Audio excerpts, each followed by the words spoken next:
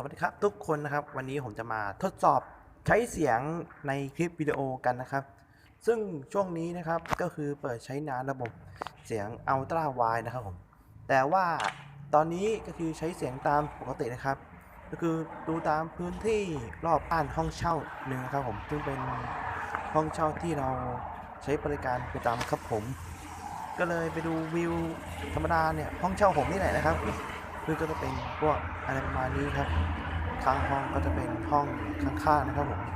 ก็จะเป็นวิวขนาดนี้ค่อนข้างจะใช้ได้ครับผม